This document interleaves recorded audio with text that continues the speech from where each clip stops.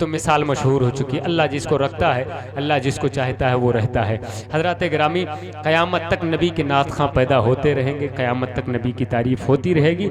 और सिर्फ क़यामत ही नहीं बल्कि जन्नत में भी नबी की तारीफ़ होगी, जन्नत में भी नबी की नात पढ़ी जाएगी। और मैदान क़यामत में लोग कहते हैं नफ्सी नफ्सी का आलम होगा, नफ्सी नफ्सी, ये बिल्कुल हक है, नफ्सी नफ्सी का आलम तो होगा, लेकिन वहाँ भी नबी की नात होगी, वहां भी नबी की नात होगी। कैसे नबी की नात होगी? ये उम्मत जाएगी आदम के पास, आदम से कहेगी आप अबुल बशर हैं, हम परेशान हैं, नफ्सी नफ्सी का आलम है, आप मदद फरमाइए।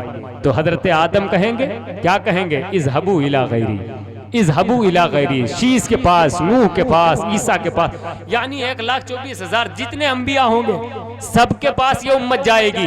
हजरत ईसा के पास भी जाएगी, हजरत ईसा भी कहेंगे, हजरत मूसा के पास, सब लोग यही कहेंगे कहीं और जाओ, कहीं और जाओ। लोग पता पूछेंगे जाऊं तो कहाँ जाऊं? तो उन्हीं में से कहेंगे इज़हबू इला मोहम्मद, तुम मोहम्मद के पास जाओ। अब बताओ ये तारीफ नहीं तो क्या है? नाते नबी ही को तारीफ कहते हैं, तारीफ ही को नाते नबी कहते हैं। वहां भी नबी की तारीफ होगी, लोग पहुंचेंगे नबी के पास, इज़हबू इला मोहम्मद, इज़हबू इला मोहम्मद, जैसे सुनेंगे सल्लल्लाहु अलैहि वसल्लम सब पहुंच जाएंगे। और जब नबी के पास पहुंचेंगे तो नबी क्या कहेंगे?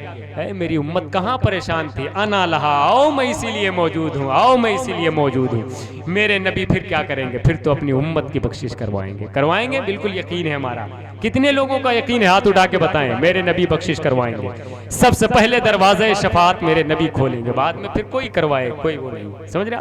तो मेरे नबी जो हैं वो क़यामत के दिन भी उनकी नातें पढ़ी जाएंगी, लिवाउल हम्द का साया मिलेगा, उसी के नीचे उम्मत रहेगी उनकी। तो ये मेरे नबी को अफजलियत हासिल हो, हमें ये अफजलियत हासिल है कि हम नबी की उम्मत हैं, जिनके बारे में कुरान कहता है कुंतुम खैरा उखरिजत लिन्नास, सबसे अच्छी उम्मत बना करके हमको भेजा गया। तो जाहिर सी बात है आप अच्छी उम्मत हैं तो अच्छा काम करें। मोहतरम भाई कारी इदरीस साहब किबला अच्छे नात खां हैं, अच्छी आवाज़, अच्छा लहजा है। मैं उनसे गुजारिश करूंगा, वो तशरीफ़ ला रहे हैं और उनसे आप खूबसूरत लबो लहजे में उनकी खूबसूरत नातिया शायरी समात फरमाएंगे। लेकिन मैं एक नात का शेर पढ़ के ये बताना चाहता हूँ कि आप खामोशी से नहीं बल्कि बोल करके इनको सुनेंगे। भाई इदरीस साहब किबला की आवाज़ बड़ी अच्छी है, तरन्नुम पर वो अपनी नातिया शायरी को महमूल करते हैं।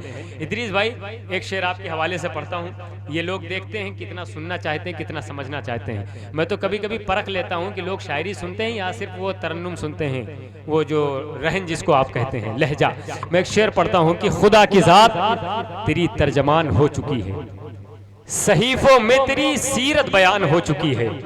खुदा की जात तेरी तर्जमान हो चुकी है, सहीफों में तेरी सीरत बयान हो चुकी है। जहां जहां है नुकूशे कदम तुम्हारे हैं, वहां वहां की जमी आसमान हो चुकी है।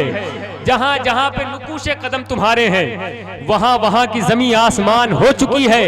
न कोई छोटा, न कोई गोरा, न काला, न कोई छोटा बड़ा, ये उम्मत आपकी एक खानदान हो चुकी है। न कोई गोरा, न काला, न कोई छोटा बड़ा, ये उम्मत आपकी एक खानदान हो चुकी है। हमें खबर नहीं कि हमारी नमाज कब होगी, हमारे कानों में लेकिन अजान हो चुकी है। हमें खबर नहीं कि हमारी नमाज कब होगी, हमारे कानों में लेकिन अजान हो चुकी है।